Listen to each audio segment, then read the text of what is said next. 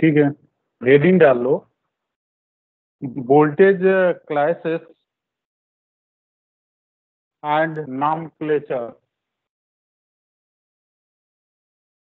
ठीक है, voltage classes and nomenclature. It is the first topic of unit 4. In a previous lecture, I discussed about the brief introduction of the reactive power compensation. I explained about the series compensation, shunt compensation, or static bar compensation, along with synchronous condenser. I discussed many important thing about these topics in the previous lecture. Now I will discuss in detail which mentioned in your syllabus curriculum, and this is the first topic of your unit 4, voltage classes and nomenclature. ठीक है ना? If we are talking about voltage classes, first of all, we must know about what is mean by voltage, and what is the mean by voltage label, and what is the importance of the voltage nomenclature. ठीक है? Are you getting my point? Yes, सुनाई दे sir. रहा है? ठीक है? Yes, sir. So, first of all, I will discuss about the importance of the voltage and importance of the step up and step down of the voltage. Okay, I already discussed many times why we are increasing around 132 kV, 220 kV, 400, 765, and now I discuss about the research is going on around 1200 kV transmission system. First of all, question is arises why we are going higher and higher voltage. Anyone know about that? Why we are increasing voltage higher and higher? सुनाई दे रहा है आप लोगों को? Hello Sanjay? Yes, sir. Yes, sir. My question is why we are increasing voltage higher and higher, and currently research is going on around 1200 kV transmission line, and some of commissions are done till now in MP. ठीक है? So why we are increasing voltage higher and higher? What is the profit and what is gain of the higher voltage? Can you know about anything? I discussed many time about why we are increasing voltage of our transmission system, and why we are increasing our voltage uh, in our transmission system. I discussed many times the reason, and along with reason, I derive the equation for the losses. ठीक है? So I want to know what you know about voltage. Why we are increasing voltage higher and higher? Just tell me. Whatever you know, you can say. Anyone? No, sir. Sir sir long distance पे sir high voltage पे भेजने में sir उस पर जो losses होते हैं वो कम हो जाते हैं, और sir corona losses, hysteresis losses, जो अदर लॉसेस होते हैं वो भी कम हो जाते हैं हाई वोल्टेज पे। देखो बेटा, स्टार्टिंग के losses are reduces due to if we are increasing the voltage, but I don't know, मतलब I don't know how you telling like that that the corona losses are reduces. I don't know about that. Can you explain? एक minute, ma'am को phone आ रहा है। Hello hello, हाँ ma'am, actually ma'am एक बच्चे की थोड़ी तबीयत खराब हो गई थी तो मैं थोड़ा चला गया था, वो डाउनलोडिंग मतलब अपलोडिंग पे लगा करके। ठीक है, मैं फोन करके मैं बात कर लेता हूँ, अभी एक लेक्चर ले रहा हूँ मैम। अब बाकी मैंने लिंक भेज दिया है, क्या बोलते हैं कि वो CT 1 वाले मार्क्स का। अच्छा ठीक है, मैं लेक्चर लेकर के मैं फोन करता हूँ आपको। ठीक है।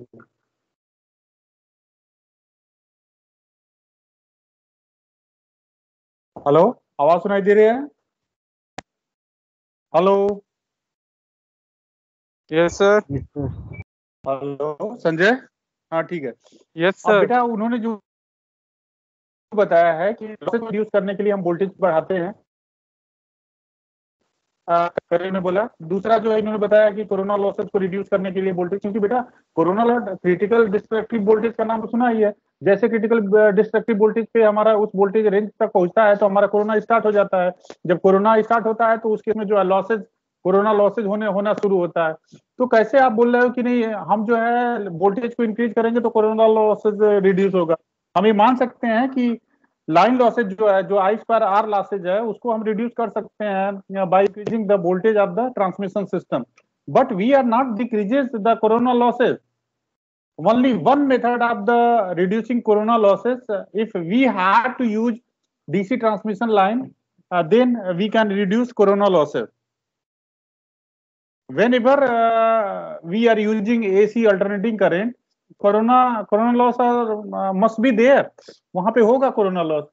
समझ में आ रहा है? अब यहाँ पे हमारा topic today, our topic on a discussion is voltage classes and nomenclature, nomenclature. ठीक है ना? वोल्टेज क्लासेस क्या होता है? What is mean by voltage classes? Voltage classes का मतलब होता है कि in previous lecture I discuss many time about voltage class. Voltage classes के रीजन क्या है? जब रिएक्टिव पावर जो है हमारा अनबैलेंस हो जाता है। रिएक्टिव पावर कैसे अनबैलेंस होता है उसके रीजन मैंने आप लोगों को बताया थे। अगर सपोज जो है डिस्ट्रीब्यूशन एंड पे हेवी इंडक्टिव लोड हमने जो है अप्लाई कर दिया एक पर्टिकुलर टाइम पीरियड पे, ठीक है ना? अगर वहां पे कंपनसेशन टेक्निक अगर हम यूज नहीं करते हैं तो उस केस में क्या होगा, वोल्टेज हमारा जो है डिप होगा। डिप होने का मतलब कि जो हमारा रेफरेंस वैल्यू है, रेफरेंस वैल्यू से भी एक पावर क्वालिटी के अंदर जो है टर्म डिफाइन होते हैं। फॉर एग्जाम्पल अगर हम बात करते हैं वोल्टेज की बात करते हैं, अगर सिंगल फेज की बात करते हैं, 230 जो है हमारा सिंगल फेज का जो है रेफरेंस वैल्यू है। लेकिन कभी कभी क्या होता है कि उधर जो है आपका 230 से बढ़ करके 300 तक पहुंच जाए, और ये जो है 230 से घट करके सीधे सीधे 100 तक पहुंच जाए। तो ऐसे केसेस को जो है वोल्टेज क्लासेस बोलते हैं। वोल्टेज क्लासेस का मतलब कि सडनली जो है या तो हायर वोल्टेज हो जाए या तो लोअर वोल्टेज हो जाए। यानी क्लासेस की बात करेंगे तो हमेशा लोअर वोल्टेज की बात करेंगे। ठीक है ना? अब जो है, अब यहाँ पे थोड़ा सा बेसिक स्ट्रक्चर समझने की कोशिश करना पड़ेगा हमको कि ट्रांसमिशन लाइन का बेसिक स्ट्रक्चर क्या है। ठीक है ना? तो सबसे पहले जो है, अगर हम किसी भी ट्रांसमिशन सिस्टम की बात करें या जनरेशन की बात करें तो जो कन्वेंशनल मेथड है, अभी तक जो हम कन्वेंशनल मेथड जो हम यूज कर रहे थे उसके अंदर क्या कर रहे थे, 11 से 15 केवी के बीच में जो है एसी वोल्टेज को, जो एसी पावर को हम जनरेट कर रहे थे। ठीक है ना? 11 से 15 केवी थे। इसका रीजन भी मैंने बताया था कि इसके बियॉन्ड हम क्यों नहीं करते, क्योंकि जो आर्मेचर के अंदर जो हम वाइंडिंग करते हैं, 3 फेज वाइंडिंग होती है। 3 फेज वाइंडिंग जो है एक दूसरे से जो है इंसुलेशन के थ्रू जो है इंसुलेशन के थ्रू जो है हम सेपरेट करते हैं। जैसे हमने बोला था 3 फेज वाइंडिंग के अंदर क्या होता है कि एक फेज ए हो गया, दूसरा फेज बी हो गया, तीसरा फेज बी सी हो गया। ठीक है ना? अब तीनों फेज जो है मतलब सेमी स्ट्रक्चर के अंदर जो है वाइंडिंग की जाती है। बस उनको जो है सेपरेट करने का तरीका ये होता है कि इंसुलेशन कर देते हैं। ठीक है ना? तो जैसे ही बियॉन्ड, अब देखो जैसे जैसे हम जब हायर पावर की बात करेंगे, हायर पावर की बात करेंगे तो करंट कंडक्टर के अंदर फ्लो होगा। तो कंडक्टर जो है, कंडक्टर को करंट को हैंडल करने के लिए उस तरह का हमको डिजाइन करना पड़ता है। हम चेक करते हैं क्रॉस सेक्शन एरिया हमको कितना लेना है, कितने नंबर ऑफ टर्न्स लेने हैं। ये सारी चीजें डिपेंड करता है कि हमको जो है कितना पावर जनरेट करना है, कितना हेवी पावर जनरेट करना है। अगर हेवी पावर जनरेट करना है उस केस में जो है हम हेवी कंडक्टर चूज करेंगे, हेवी कंडक्टर जो है यूज करके जो है वाइंडिंग हम कंस्ट्रक्ट करेंगे। वाइंडिंग जो है 3 फेज होगी, RYB बोल सकते हो, ABC बोल सकते हो, whatever you know, what नाम you feel comfort, you can take that notation, ठीक है ना। तो अब क्या हो रहा है कि जैसे 11 से 15 केवी तक हम जनरेट करते हैं, 11 से 15 केवी वोल्टेज पे जो है पावर को जनरेट करते हैं कन्वेंशनल मेथड के थ्रू, जो लार्ज स्केल में हमको जनरेट करना होता है। बियॉन्ड इसलिए नहीं करते क्योंकि इंसुलेशन फेलियर होने के चांसेस जो है बढ़ जाते हैं। कैसे इंसुलेशन फेलियर होगा? जब हम वोल्टेज बढ़ाएंगे तो वोल्टेज जो है, जो इंसुलेशन फेलियर है, एक वोल्टेज बढ़ाते जाए तो जो भी हम इंसुलेटर यूज करते हैं तो वो जो है ब्रेक डाउन हो जाएगा। उसके अंदर ब्रेक डाउन होगा तो शॉर्ट सर्किट होगा तो काफी हेवी डैमेज होगा, पूरी वाइंडिंग हमारी जो है बर्न हो जाएगी। तो इस वजह से जो है इसको हम नहीं करते हैं। अब हम आते हैं मेन टॉपिक पे, हमारा जो है वोल्टेज क्लासेस। वोल्टेज क्लासेस का मतलब क्या होता है? वोल्टेज क्लासेस का मतलब होता है सडनली जो है, या तो हमारा जो है वोल्टेज 0 तक ड्रॉप हो जाए, या हाईली ड्रॉपिंग अगर होता है, जो हमारा विद इन रेंज के, जो हमारा रेंज है पावर क्वालिटी के अंदर, जो हमारा डिफिनेशन है, जो लिमिट जो पहले से डिसाइड है कि अगर हमारे पावर की क्वालिटी अच्छी है तो इस लिमिट के बियॉन्ड, मतलब इसे इंक्रीज नहीं करना चाहिए, डिक्रीज नहीं करना चाहिए। तो उस केस में उस लिमिट से डिक्रीज करेगा तो उसको हम वोल्टेज क्लासेस बोलते हैं। अब we are discussing about the some technical terms. सारी चीजों के बारे में आपको पता है। यहाँ पे क्या है, हमारा जनरेटिंग स्टेशन लगा हुआ है। अब जनरेटिंग, पहले के टाइम में क्या होता था कि सेंट्रलाइज जनरेशन यूज होते थे, लेकिन अब जो है डिस्ट्रीब्यूटेड जनरेशन यूज हो रहे हैं। देखिए यहाँ पे क्या है, ये सारे लोड कनेक्टेड हैं, ठीक है ना। यहाँ पे जनरेशन है और ये ट्रांसमिशन लाइन है। ट्रांसमिशन लाइन जो है, ट्रांसमिशन लाइन डिपेंड करता है कि लोड सेंटर और ट्रांसमिशन लाइन के बीच का डिस्टेंस कितना दूर है, उसके हिसाब से जो है हम यहाँ पे जो जनरेटिंग स्टेशन है वहां पे वोल्टेज स्टेप अप करते हैं। वो स्टेप अप करने का मतलब कि 132 केवी पे करते हैं, 220 पे करते हैं, 400 पे करते हैं, 570। Hello hello, yes sir. 576 ऐसे कुछ होता है एक। लास्ट में जो 1200 केवी पे करते हैं। अभी जब डिस्टेंस मिनिमम होगा इनके बीच, जनरेटिंग स्टेशन और डिस्ट्रीब्यूशन एंड के बीच में जब डिस्टेंस मिनिमम होगा, उस केस में 132 केवी हम यूज करेंगे। स्टेप अप 132 केवी पे 11 टू 15 केवी वोल्टेज को 132 केवी पे हम जो है स्टेप अप करेंगे। स्टेप अप करने के बाद में इसको ट्रांसमिट कर देंगे। यहाँ पे लोड इंड लगा हुआ है तो लोड इंड पे क्या करेंगे हम कि 132 केवी वोल्टेज को जो है स्टेप डाउन करके 66, 33, 11 केवी, ये 3 वोल्टेज रेंज होता है जो डिस्ट्रीब्यूशन इंड पे जो है हम स्टेप डाउन करते हैं।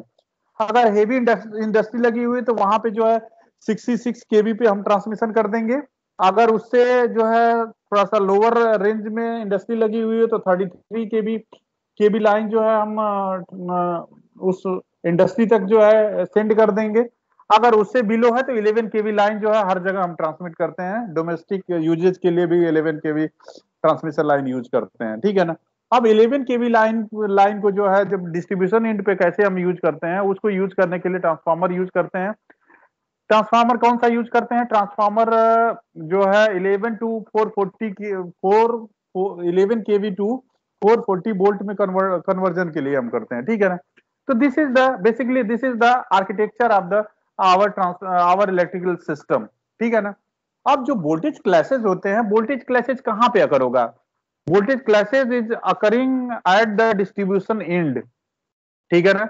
अब इसके what are the reason of the voltage classes? बहुत सारे क्लासेस के रीजन है। जैसे सपोज पहला रीजन मैं बताता हूं जो कि जनरली होता है, peak peak peak load problem जो होता है। किसी सर्टेन टाइम पीरियड पे जो है maximum load are connected to the our distribution system, that is known as peak load problem, which I discuss in unit था डिमांड साइड मैनेजमेंट के अंदर। मैंने काफी डिटेल में उसके बारे में बात किया हुआ था। किसी पर्टिकुलर टाइम पीरियड पे जो है सारे लोड अगर डिस्ट्रीब्यूशन सिस्टम से अगर कनेक्ट हो जाते हैं तो उस केस में क्या होगा कि हाईली लैगिंग पावर जो है कंज्यूम होगा, लीडिंग पावर जो है सप्लाई होगा डिस्ट्रीब्यूशन सिस्टम को, ठीक है ना। जब एक्सेस ऑफ लीडिंग पावर होगा तो और reduction of the lagging power होगा, उस केस में जो है वोल्टेज हमारा डिक्रीज होगा, वोल्टेज डिप जनरेट होगा। या इसको हम बोलते हैं, अगर सैग की बात करें तो सैग के अंदर जो पावर क्वालिटी के अंदर जो डिफिनेशन है, सैग में क्या होता है कि जो हमारा वोल्टेज डिक्रीज होता है एक मिनिमम टाइम पीरियड के लिए, ठीक है ना। अगर डिप की बात करें या डीप की बात करें तो उसमें जो है टाइम पीरियड ज्यादा होता है, जिसमें कि हमारा वोल्टेज, और क्लैसेज जो है, क्लैसेज में मतलब उसका टाइम पीरियड और ज्यादा बढ़ जाता है, ठीक है। तो दीज आर द कंसेप्ट। अब ये सारी चीजें क्लियर है। ये सारा जो वोल्टेज क्लैसेज का मामला है कहाँ पे होता है, डिस्ट्रीब्यूशन इंड पे होता है। कब होता है, पहला रीजन ये है कि हेवी इंडक्टिव लोड अगर कनेक्ट कर दिया, हेवी इंडक्टिव लोड कनेक्ट किया हुआ है हमने, तो क्या होगा कि लैगिंग पावर कंज्यूम होगा, लीडिंग पावर सप्लाई होगा, लीडिंग पावर जैसे ही एक्सेस होगा, लैगिंग पावर जैसे ही रिड्यूस होगा, वोल्टेज जो है हमारा रिड्यूस होगा, ठीक है ना। अब इस प्रॉब्लम को रिमूव के लिए जो है हमने टेक्निक बताया था आपको कि हम संट कंपनसेशन टेक्निक यूज करते हैं, फैक्स डिवाइसेस यूज करते हैं, फिर सिंक्रोनस कंडेंसर यूज करते हैं इस प्रॉब्लम को रिमूव करने के लिए। दूसरा प्रॉब्लम जो होता है हमारा शॉर्ट सर्किट, मतलब जो शॉर्ट सर्किट अकर होता है, यहाँ पे 3 लाइन होता है। 3 लाइन जो है, अगर हम 11 केवी की बात करें तो आर वाई बी 3 फेज होगा, लास्ट में जो डिस्ट्रीब्यूशन ट्रांसफार्मर होता है उसमें स्टार स्टार कनेक्टेड वाइंडिंग होती है। तो प्राइमरी साइड में जो है 11 केवी अप्लाई करते हैं, सेकेंडरी साइड में जो है हम 440 वोल्टेज जो है आउटपुट पे हम लेते हैं। अब इसमें जो है कभी कभी क्या होता है, शॉर्ट सर्किट हो जाते हैं कभी कभी। शॉर्ट सर्किट कितने तरह से होते हैं, जो कि पावर एनालिसिस में, पावर सिस्टम एनालिसिस के अंदर आपको पढ़ाया गया होगा। पहला तो सिंगल लाइन शॉर्ट सर्किट, दूसरा डबल लाइन शॉर्ट सर्किट, तीसरा जो है 3 लाइन शॉर्ट सर्किट। अब line to ground short circuit, double line to ground short circuit और triple line to ground short circuit, ये जो है शॉर्ट सर्किट के इतने तरह से शॉर्ट सर्किट जो है हमारा हो सकता है। तो जब भी शॉर्ट सर्किट अकर होता है उस केस में जो है वोल्टेज क्लासेस जनरेट होते हैं, ठीक है।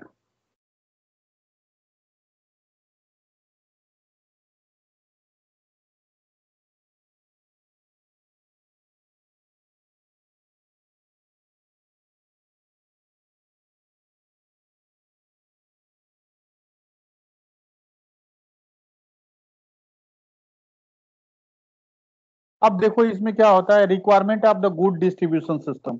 अगर गुड डिस्ट्रीब्यूशन सिस्टम है तो उसका क्या क्या रिक्वायरमेंट होता है। सबसे पहला जो रिक्वायरमेंट होता है, continuity in A power supply must be insured.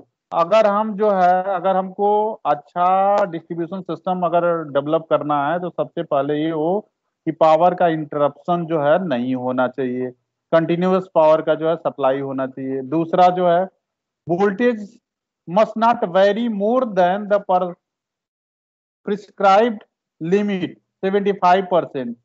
75% से जो है बिलो कभी भी नहीं होना चाहिए।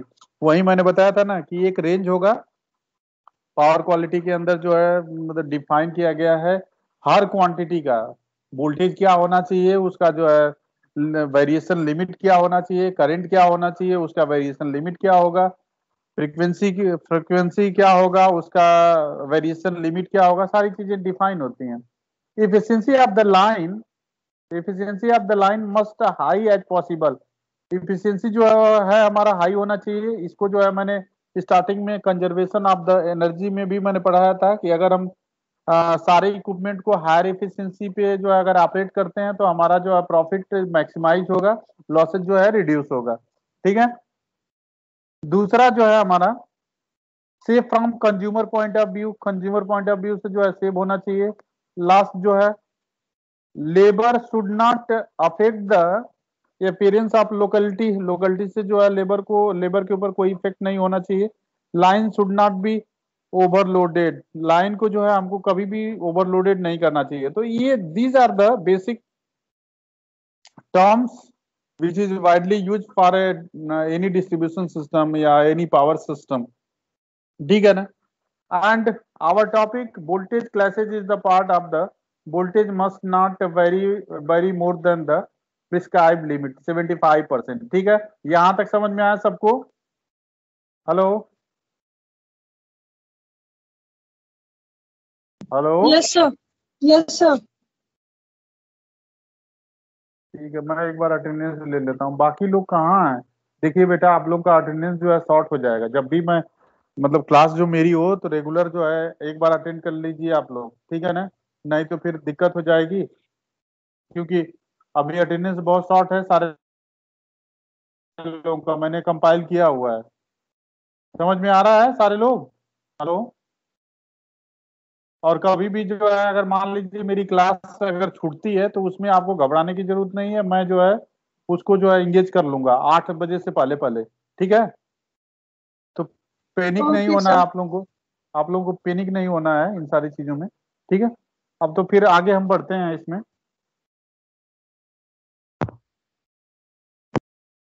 अब डिस्ट्रीब्यूशन सिस्टम के अंदर जो है ये सारी चीजें, primary distribution system, secondary distribution system, ठीक है? The part of the describe supply system existing between distribution substations and the distribution transformer is called primary system. Secondary, the secondary distribution system receive power the secondary side of the distribution transformer at a low voltage and supply power to the. अब देखो distribution system की बात करें, अभी तक ये सारी चीजों के बारे में उतना डिटेल में पढ़े नहीं होंगे आप लोग। डिस्ट्रीब्यूशन सिस्टम को, ट्रांसमिशन के बारे में आपको पता होगा कि ट्रांसमिशन में जो है मीडियम लाइन, नहीं शॉर्ट लाइन, मीडियम लाइन और लॉन्ग लाइन हम जो है ट्रांसमिशन सिस्टम यूज करते हैं। जनरेटर में मतलब जनरेशन में आपको पता है कि जो कन्वेंशनल मेथड है इसमें जो है हाइड्रो पावर प्लांट यूज करते हैं, थर्मल पावर प्लांट यूज करते हैं, न्यूक्लियर पावर प्लांट यूज करते हैं, ठीक है ना? अब लार्ज स्केल पे जो है सोलर पीवी पैनल हम यूज कर रहे हैं, ठीक है ना? काफी एक मतलब लार्ज एरिया के अंदर जो है पीवी पैनल को इंस्टॉल कर दिया जा रहा है और इसमें गीगावाट के रेंज में जो है पावर को जनरेट किया जा रहा है, ठीक है ना? तो ये कन्वेंशनल मेथड है, इसके बारे में बता लें। डिस्ट्रीब्यूशन सिस्टम के अंदर जो है डिस्ट्रीब्यूशन सिस्टम को जो है दो पार्ट में डिवाइड किया गया है, एक प्राइमरी डिस्ट्रीब्यूशन, दूसरा जो है सेकेंडरी डिस्ट्रीब्यूशन। प्राइमरी डिस्ट्रीब्यूशन में मैंने बताया था कि अगर हेवी जो सब स्टेशन, जैसे जहां पे हमारा जो डिस्ट्रीब्यूशन जो लोड इंड है, लोड इंड के पहले क्या होता है कि जो हमारा जो ट्रांसमिशन लाइन का जो वोल्टेज होता है 132, 220, 400, 765, 765 के बाद में 1200, ये वोल्टेज रेंजेज है, ठीक है ना? अब इस वोल्टेज रेंज को जो है अगर डिस्ट्रीब्यूशन मतलब जो डिस्ट्रीब्यूट अगर करना है, पावर को डिस्ट्रीब्यूट करना है, तो सबसे पहले हमको एक सब स्टेशन बनाने पड़ेंगे। सब स्टेशन के थ्रू क्या करते हैं कि 132 को जो है सीधे 66 केवी पे लाते हैं, 220 को जो है सीधे 66 केवी पे लाते हैं, 400 को 66 केवी पे लाते हैं, और इसके बाद में अगर 70 मतलब 765 है तो उसको जो है हम लेकर के आते हैं 132, 132 से जो है 66 पे लाते हैं। अगर 1200 है, 1200 को 400 में लाएंगे, 400 से जो है सीधे लेके आएंगे 132, तो 132 से जो है 66, 66 से जो है 33, और 33 से 11, 11 से जो है 440, अब 440 से जो है अगर सिंगल फेज की बात करें तो 130, ठीक है? तो सारे जो वोल्टेज लेवल मतलब जो वोल्टेज लेवल है सारे क्लियर हैं सारे लोगों को? हेलो? Yes sir. अब देखो प्राइमरी डिस्ट्रीब्यूशन सिस्टम क्या होगा, सब स्टेशन से जो है जहां पे 66 केवी वाले ट्रांसफार्मर पे आएगा उसको प्राइमरी डिस्ट्रीब्यूशन सिस्टम बोलेंगे, ठीक है? अब सेकेंडरी डिस्ट्रीब्यूशन सिस्टम क्या होगा, जहां पे 11 केवी वाला ट्रांसफार्मर आएगा, जहां से जो है हम लोड को जो है सप्लाई कर देंगे डायरेक्ट, उसको जो है सेकेंडरी डिस्ट्रीब्यूशन सिस्टम बोलते हैं, ठीक है? अब जो है अब यहाँ पे बात करेंगे कि वोल्टेज क्लासेस कहाँ पे जनरेट होते हैं। डिस्ट्रीब्यूशन एंड पे जो है वोल्टेज क्लासेस जनरेट होते हैं, ट्रांसमिशन लाइन में जो है शॉर्ट सर्किट और जो भी प्रॉब्लम मैंने बताया है वो सब होने के चांसेस जो है बहुत ही कम होते हैं, ठीक है? तो आज के लिए इतना काफी है, अब नेक्स्ट लेक्चर में जो है फर्दर हम डिस्कशन करेंगे। थैंक यू वेरी मच, ठीक है? ठीक है, okay sir. Okay, thank you sir. Okay. 1 minute रुक जाओ, थोड़ा अटेंडेंस ले लो एक बार। Okay sir.